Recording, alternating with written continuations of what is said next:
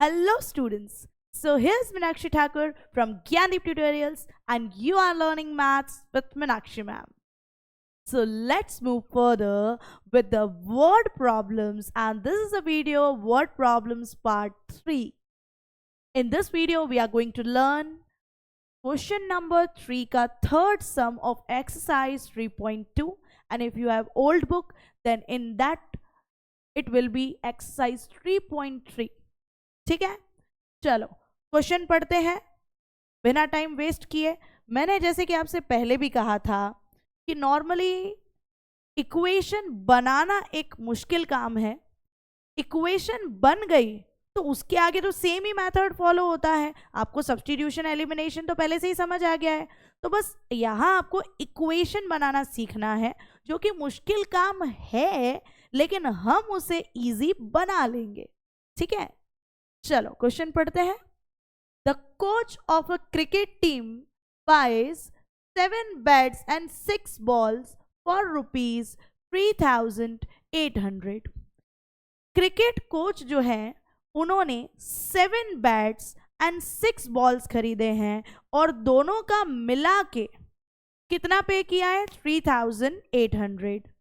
आगे देखिए क्या लिखा है। Later she buys 3 bats and 5 balls for 1,750। बाद में उसने कुछ टाइम बाद 3 बैट्स और 5 बॉल खरीदे हैं, उसका कुल मिला के उन्होंने पे किया है 1,750। बोला है find the cost of each bat and each ball. देखो, जब आपको पता नहीं चले कि स्टार्टिंग से क्या करना है, कैसे करना है, तो हमेशा फोकस करो कि पूछा क्या है। पूछा ये है कि एक बैट और एक बॉल की कॉस्ट क्या है। तो जो पूछा है उसी को मैं अज्यूम करूंगी कि एक बैट की कॉस्ट होगी x और एक बॉल की कॉस्ट होगी y। तो सबसे पहले तो मैं वही लिख देती हूं, let the cost of each bet be x and that of y be and that of ball be y। ठीक है, अब आते हैं क्वेश्चन पे। क्वेश्चन की फर्स्ट लाइन दोबारा पढ़ते हैं। क्या बोला है? The coach of a cricket team buys कितने बैट और कितने बॉल? 7 bats and 6 balls.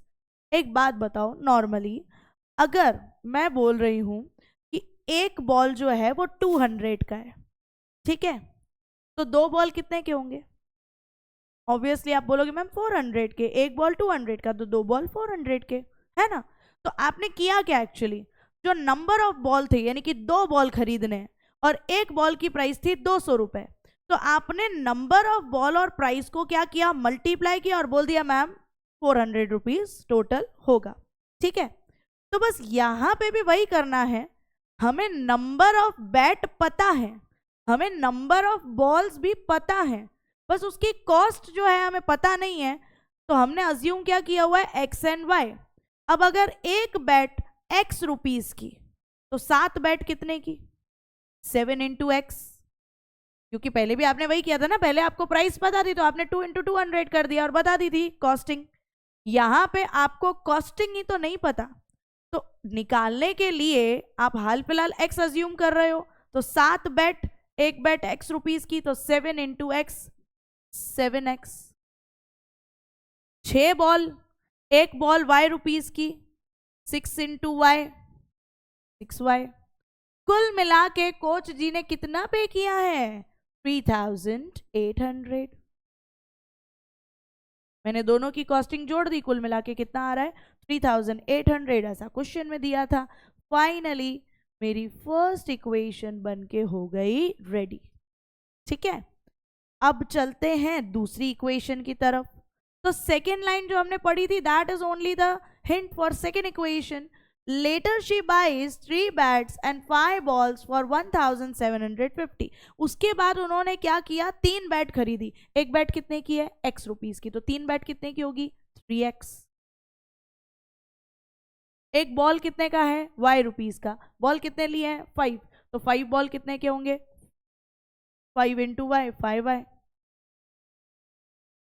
कुल मिला के उन्होंने कितना पे किया? 1750. Finally I got the second equation also. मुझे 2 इक्वेशंस मिल गई. अब 2 इक्वेशंस मिलने के बाद what I need to do?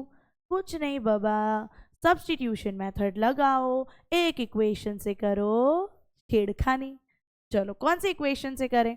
Second से करते हैं, है ना, कोई फर्क पड़ता नहीं है, आपकी इच्छा है जिससे आपको करना हो. सेकंड सुंदर लग रही है मुझे, थोड़ी छोटी है इसलिए, तो सेकंड इक्वेशन उठा रही हूं मैं. Second equation is 3x plus 5y is equals to 1750. ठीक है. अब 3x आप यहीं रहने दीजिए, 5y यहाँ प्लस में वहां जाएगा तो क्या होगा? माइनस. ठीक है. अब 3 यहाँ पे मल्टीप्लाई में वहां जाएगा, ऑब्वियसली क्या होगा? डिवाइड.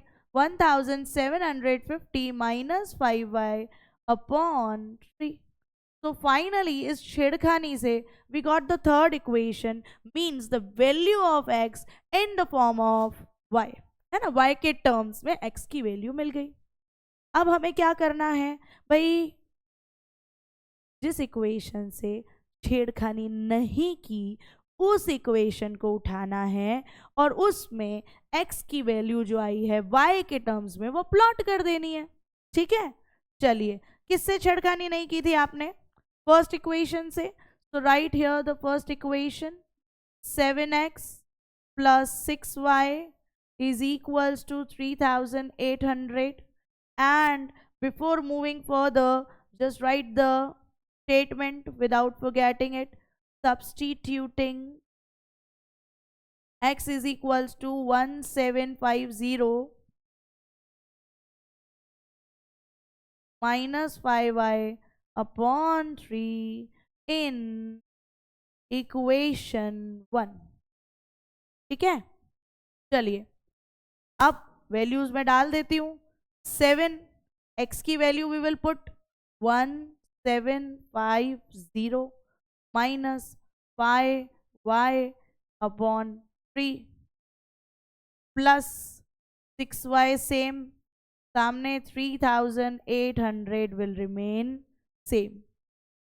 अब देखिए 7 और 3 कोई कॉमन टेबल में जाएंगे? Obviously not. तो करिए 7 को अंदर वाले नंबर से multiply. 7 into 1750, 7 zeros are 0, 7 5s are 35, 3 will be carried, 7 7s are 49, plus 3 52, 5 will be carried, 7 1s are 7, plus 5 12. 12,250 minus 7 5s are 35, y whole के नीचे 3 सेम, plus 6y is equals to 3800. Okay, now what we will do? See, इसके नीचे कुछ नहीं तो 1. This part is the fraction part, so I need to convert it into fraction. 3 and 1 का LCM will be 3. 3 denominator में लाने के लिए I need to multiply 3 here. तो ऑब्वियसली ऊपर भी इंटू 3 करना ही पड़ेगा मुझे. चलिए 12,250 minus 35y plus 6 3s are 18y, whole के नीचे 3 will be common now and सामने 3800 विल रिमेन सेम. 3 आपका डिवाइड में है, ऑब्वियसली वहां जाएगा, क्या हो जाएगा? Multiply. 12,250 same, 35y and 18y y वाले हैं, लाइक टर्म्स, भाई भाई सॉल्व कर लेते हैं. माइनस प्लस माइनस, 35 में से आप 18 कर दो माइनस, आपका आंसर आएगा 17y. राइट. 3 यहाँ से मैंने बोला था वहाँ ले जाते हैं डिवाइड में, तो 3 इंटू 3800 करेंगे तो आ जाएगा 11,400. 12,250 यहीं रखो, माइनस 17y जो है इसको आप ले लो इज इक्वल्स टू के दूसरी साइड, तो ऑब्वियसली नेगेटिव वाला वहां जाके क्या हो जाएगा? पॉजिटिव. ठीक है. और ये जो यहाँ पे 11,400 है वो आप ये ले लो यहाँ पे, वहाँ पॉजिटिव है, यहाँ आके क्या हो जाएगा negative. 12,250 minus 11,400 is equals to 17y। आप करिए माइनस, तो आपके पास आएगा 0, 5, 8, 0 एंड 0। अब 00850 लिखने से बेटर क्या होगा कि आप 850 लिखें, ठीक है, is equal to 17y will remain same.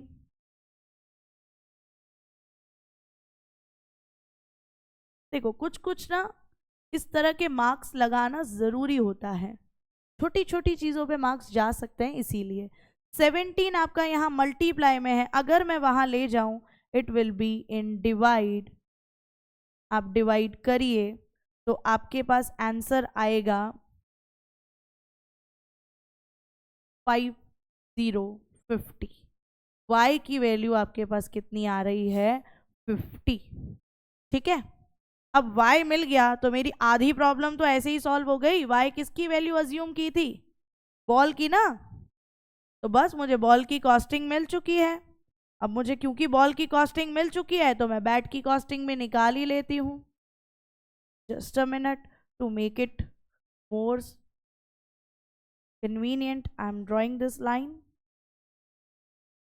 Now see here, आपने x की वैल्यू y के टर्म्स में जो निकाली थी, आपको बस y की जगह वो वैल्यू ही तो प्लॉट करनी है ना। आधी जंग तो हमने जीत ली है, अब बस थोड़ा ही बचा है। चलो,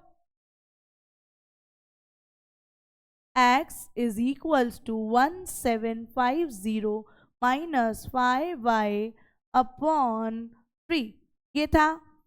अब आप क्या करेंगे, ऑब्वियसली y की वैल्यू डाले, क्या थी y की वैल्यू 50, डिवाइड में 3, 1750 same, 5 into 50 250 upon 3 will be same। 1750 minus 250 will be 1500 divide by 3, कर दीजिए डिवाइड, क्या आएगा 500 आएगा, राइट। x की वैल्यू मिल गई, y की वैल्यू मिल गई, बस एक चीज बच गई, इसे बिल्कुल भूलना नहीं, substituting y is equals to 50 in equation 3। अब देखो आपने x किसको माना हुआ था, बैट की कॉस्टिंग को।